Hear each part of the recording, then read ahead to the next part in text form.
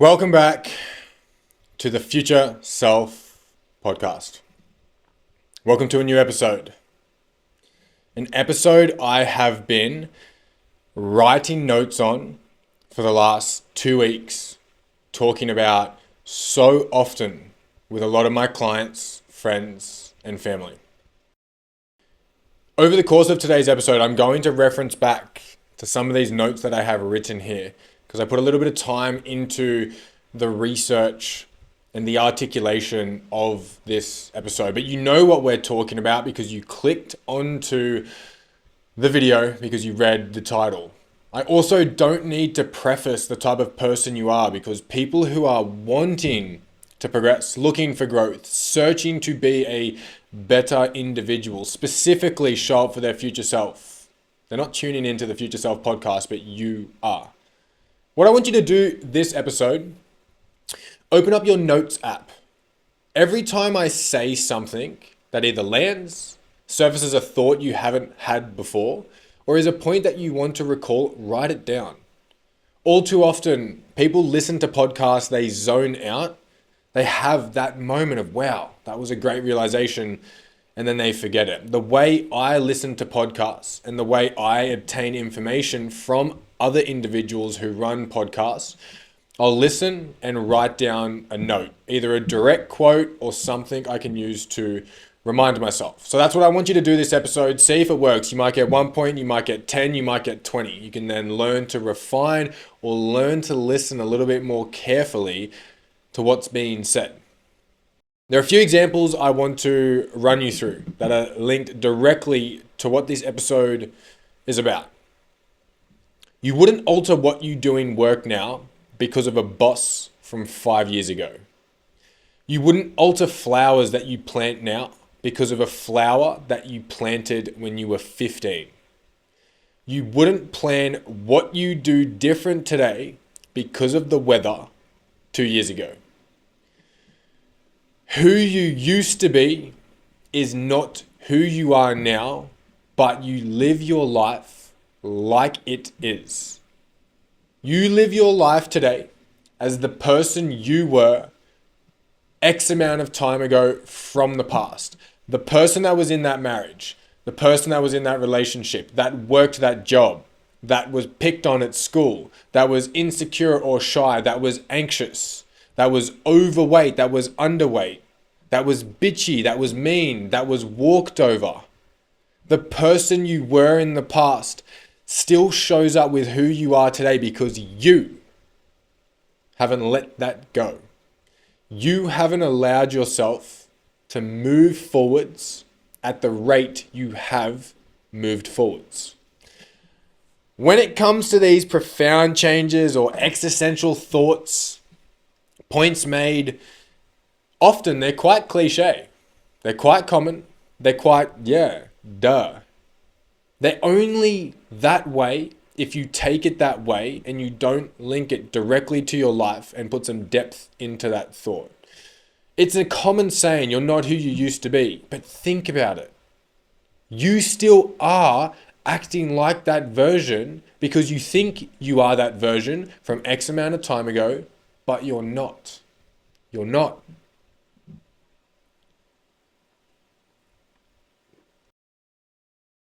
You wouldn't alter what you do in work now because of a boss from 5 years ago. It sounds ludicrous that you would pick and choose what you do in work, what job that you commit to because of someone from 5 years ago. Yet the version of you from 5 years ago dictates a lot of the choices, the way you act, the way you think, and what you do in your life today. I had a client message me a few days ago now that this episode is out and said, man, you're just that guy. You just get it. You're kind, you're hardworking, you're empathetic, you're knowledgeable. It was honestly over the top. It was a big gas up that I didn't need to really have shared with me. But I'm grateful that I did because it made me realize I actually don't have it figured out. I'm not that guy. But there's one thing that I have figured out quite well. And that one thing is who I am today is not who I used to be. I have a tattoo on my left quad just above my knee that says, I am, with the greater than symbol, and then I was with a line through it. Who I am today is greater than who I once was. I am a greater version today than how I have been in the past. Let's link it back to the point I'm trying to make early on. You know you've grown. You know you're more knowledgeable, you're more skillful, you're more aware, you're more experienced. Yet you live a life like you are that version from X amount of time ago. I had a really profound future self coaching call with a client this week. And they were saying, I'm scared of people. I'm scared of opening up my heart. I'm scared to trust. I'm scared to step into a relationship. Fair enough. Why? Oh, well, 5 years ago, I was in a really narcissistic marriage. Okay, that makes sense. Fair enough, you feel these things today because of what you went through. It was also followed up with, I'm shy, I'm timid, I'm anxious, I'm not good with people. It's like, wait a second. Maybe you weren't, but you are today. And I gave a range of examples that advocated against the points that were trying to push onto me. They were still showing up today as who they used to be. They used to be anxious, shy, timid, walked over in that relationship. So today they're fearful of relationships. They still identifying as shy and timid, as anxious. They hadn't allowed themselves to move forwards at the rate they'd actually grown. They're not an anxious individual anymore. They're actually not shy and timid. They're not someone that isn't good with people. Yet they act as if they are because they're identifying from a version of themselves in the past. Accepting the past is real tough.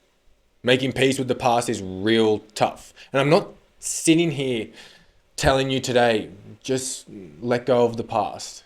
Just be okay with it. That's not what I'm saying. What I'm saying is, you're not who you used to be. Stop holding yourself back today as if you are.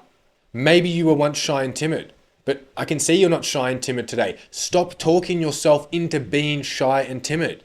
You're not that version from way back when, but you still act as that version from way back when because you haven't learnt to see yourself as you are today. You're still holding on to the past. Point 1 I wrote here. You need to realize what served you back then is what's damaging you right now. My greatest example I always give is I was an avoidant attachment style because I got cheated on in my first relationship.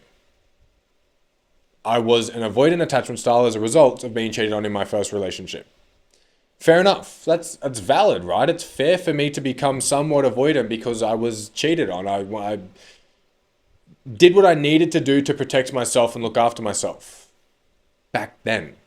What served me back then, becoming an avoidant attachment style, allowed me to look after myself, protect myself, and limit myself from the risk of being hurt.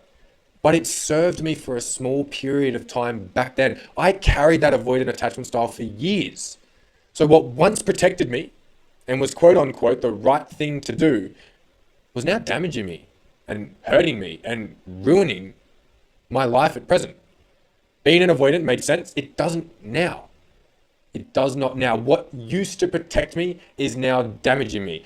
If you were picked on in school, maybe you became shy, timid, quite reserved, you allowed people to walk over you, you said yes to a lot of things. That protected you. It probably kept you safe. It was the right thing you were doing back then with all that you knew. It was a survival-based decision. But you're still acting as that now. So what protected you then is damaging you now. Being shy, timid, walked over, being quiet, it's damaging experiences, relationships, potentials for you now.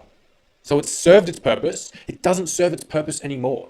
And that's why the letting go factor is so important. You can't hold on to that one thing your whole life because it protected you for 6 months. It's now damaged you or damaged things or ruined outcomes for the last 5 years. That's what I want you to realize. You are not who you used to be. You don't need to keep doing what once served you and protected you. Now, I'm not saying what you used to do was wrong. It was the right thing. But it's not the right thing anymore. It's not the thing that is giving you the outcome you want. It's such a paradoxing situation that we often want to avoid pain, but by trying to avoid pain, we give ourselves exactly what we're trying to avoid, which is pain. So my avoidant attachment style was developed to avoid the risk of being hurt. Yet it was ruining relationships and the depth of connection I could have with individuals and intimate relationships. So I was being hurt from that experience. So what I was putting in place to protect myself actually was giving me what I was so scared of, being hurt. And the more I did it, the more hurt I became. You're not who you used to be. It's a very common experience for most individuals to act in a way continuously for a long period of time because of one situation or one specific event. Let's say you did public speaking when you were younger, you stumbled, you were laughed at. When you were a kid, one event, public speaking, didn't end up being what you wanted it to be. And you've carried that with you your whole life. So yeah, maybe avoiding public speaking from the event when you were 15 through to 18 was the right thing to do, but 18 now to 25, you're still scared of public speaking. You don't speak up. You don't speak your truth. You're scared to say no. You don't take these opportunities because of one event and one protection mechanism you applied that served you back then, but it doesn't serve you now. If you don't learn to accept and move forwards from who you used to be, you are consistently going to live a life of running away. Running away. There's a client that I've worked with over the last 2 years who struggled with alcohol, went to AA, and we stumbled upon the fact that the AA system, in some sense, actually can be quite damaging. I know it's changed many lives and I know it's a really impactful and good system for some, but for others, it's quite damaging. Why? Because, well, my name is X and I'm an ex-alcoholic. So then they spend their whole life running away from a fear of, well, that's who I used to be and I can't go back there. And fear, avoid, move away, damage control, protection. It's like, at what point do you get to move on from it? Yeah, I used to struggle with alcohol in the past, but I don't today. So I don't need to identify my name is X and I struggle with alcohol. It's that avoidant factor gives you that running away experience. Clients who have been overweight in the past and unhealthy still identify as that overweight and unhealthy individual. So yeah, they're changing what they're doing, but are they changing who they are? That's the question to ask. They've changed their actions, but do they believe that they've changed themselves? That's the question to ask.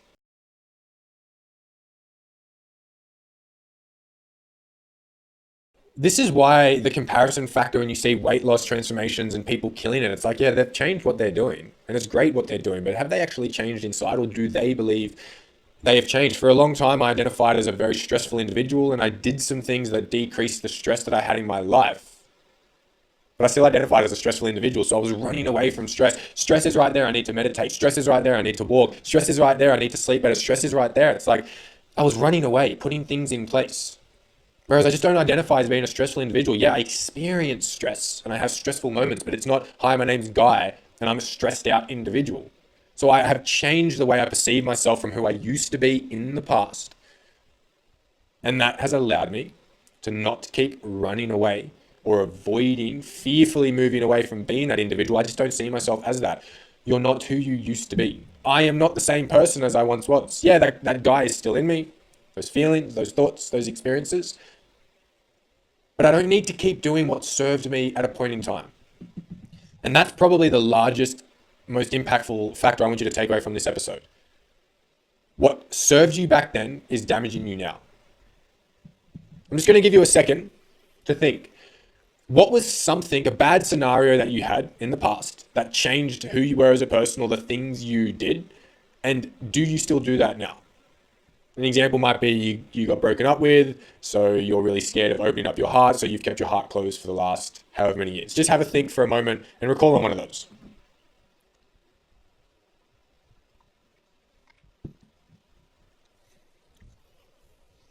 If you're willing to share it, put it down in the comments. If you're not, but you want to share it, you can send it to me directly via my social media, just on my Instagram. And if you want to just keep it private, but just reflect on that for a minute. Scenario or experiences from the past, you did the right thing, protected yourself, and here you are still doing it today when it's just not viable. The boss you worked for 5 years ago doesn't dictate what you do for work now. Yet the version of you from 5 years ago is heavily dictating what you do today. It is heavily dictating how you show up as a person now. What protected you once is damaging you now. You have to understand that. Now, we are what we are because of things we've gone through.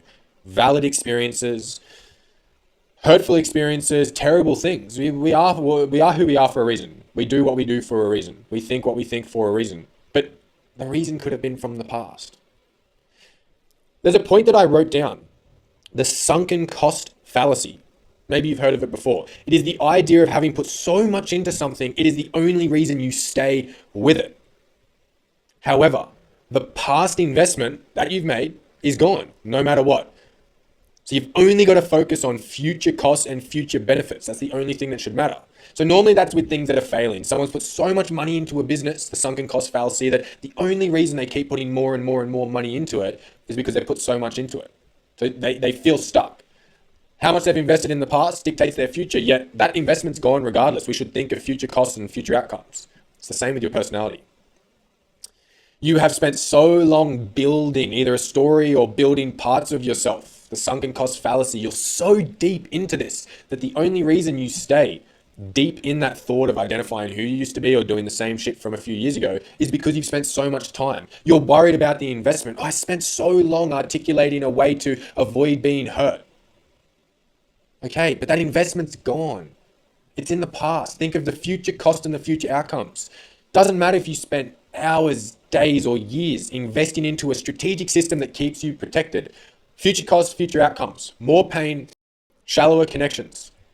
You need to think of the future, not the sunken cost of how much you've invested into it.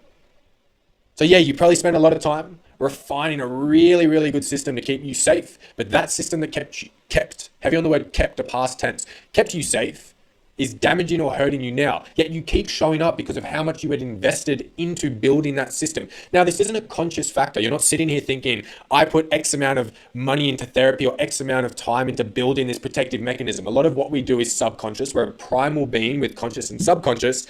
Sometimes our body just does things to protect us without us really even knowing about it. Yet we've been doing it for so long. We've put so much time and energy into it that we keep doing it because we've just put so much time and energy into it. You're not who you used to be.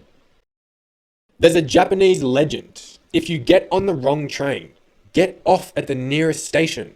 The longer it takes you to get off, the more expensive the return trip will be. Everyone gets on the train, they realize they're on the wrong train. Well, fuck it, I'm just going to stay on it. You need to get off as quick as you can. The longer you stay on it, whether it's drinking alcohol, whether it's a bad relationship, whether it's the shitty job that you're working, whether it's the way your life's set up, where you're living, how you're living, your therapist you don't connect with, your coach you don't connect with, friendships that you don't align with. Just because you got on the train doesn't mean you stay on that train.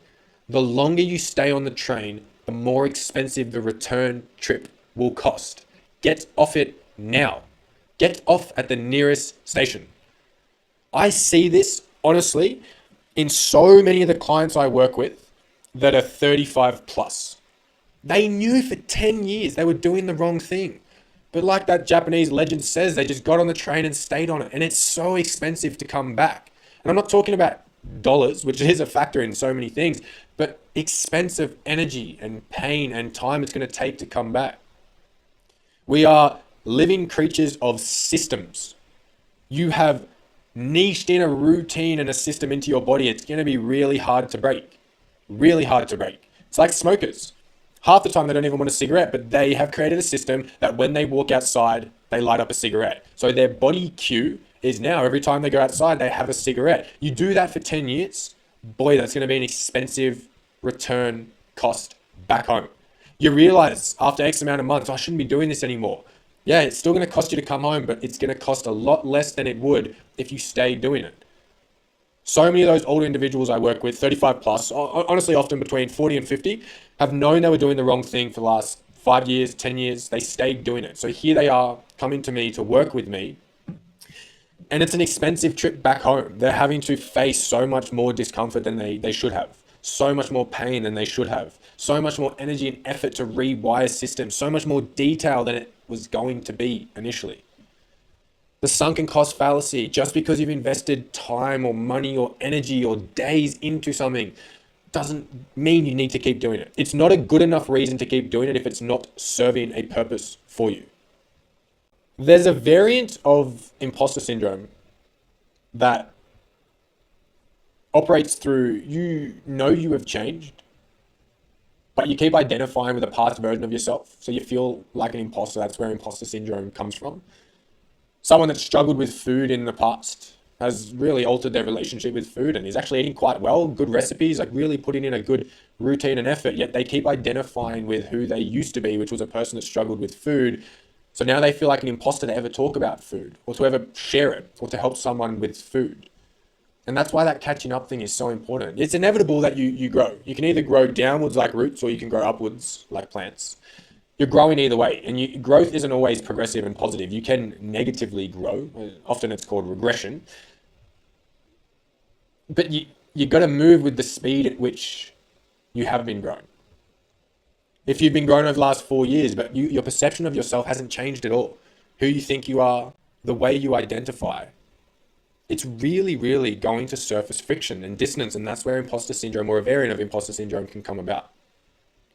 Because you don't see yourself as who you are today. You keep seeing yourself as who you once was, who you were in the past. If you were a really bad partner in the past, a really, really toxic partner, and you haven't caught up with how much you've grown and the effort you've put in, you're probably going to feel like an imposter to ever talk about relationships or to ever really see yourself as a good partner. So you'll just keep telling yourself this bullshit story, which was an episode I released 2 weeks ago. The story we tell ourselves is so beyond impactful.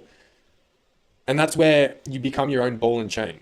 Often, an individual's potential to grow and really, really be different is so opportunity rich and limitless, but it's so limited because of the weight of the backpack they're carrying of how they used to identify themselves. And that's why for me, coaching is so much deeper than food and movement and weight training and tracking, because anyone can do that shit. But if you're not doing that and changing with it and identifying differently and seeing yourself for the growth you're making, you're the same person. You're going to keep doing the same things. That's why you see someone lose 20 kilos on a challenge, really change their life. They've changed what they've done, but they haven't changed who they are. So then they stop and they go back and back and back and back. Growth it's tricky and it's hard. It's not easy.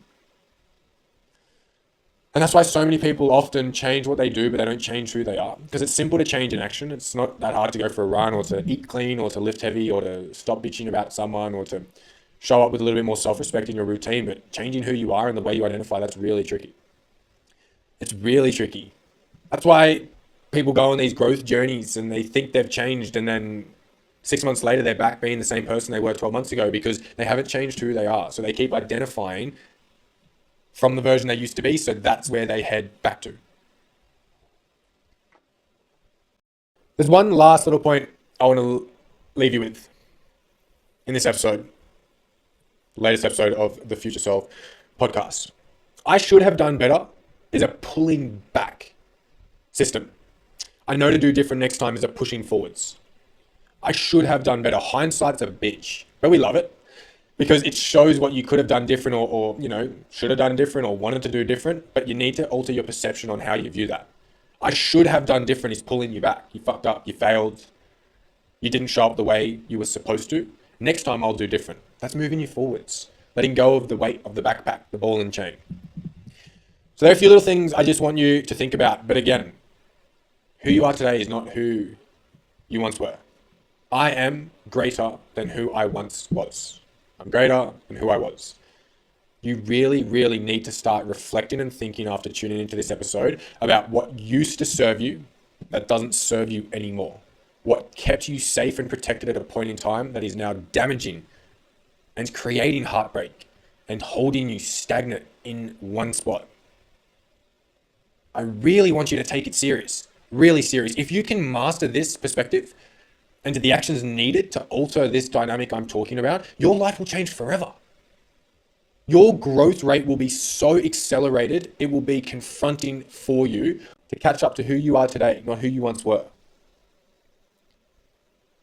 It's not easy, but you got to let that version go. This is why I always view growth as like a little brother. That little brother version of me from 2 years ago was doing the absolute best he could with what he knew, and he was protecting himself and keeping himself safe. But I'm the older brother now. I know better. I can do better. I'm more experienced. I'm more aware. So yeah, he was doing the right things back then, but those things back then aren't the right things today. And it's the exact same scenario in your life. What you're doing today served you back then, but it doesn't serve you today. So you got to catch up with it. Catch up to the times of now. Stop living in the past. And it's not ruminating on the past, but stop thinking who you are today is who you were, because you're not. It's not the same thing. That is the latest episode of the FS podcast. If you tuned in on YouTube, subscribe, join the community, like the video. If you tuned in on Spotify, I appreciate you so much. Any form of support, like subscribing, rating, sharing, or a comment really boosts this, and that means so much to me. But it also allows more impact. The only reason I do this podcast is because I feel like there's some assistance for what I think and know for other individuals. Well done for tuning in. Because like I said at the start of the episode, if you're someone that listens to podcasts, you're someone that wants different, better, or growth. Take the notes from this episode, reflect on it, apply it, change it, report back to me. Or if you're struggling, you can reach out for a consult. We can talk, see the role I could play in your life with coaching. But I will see you in the next one.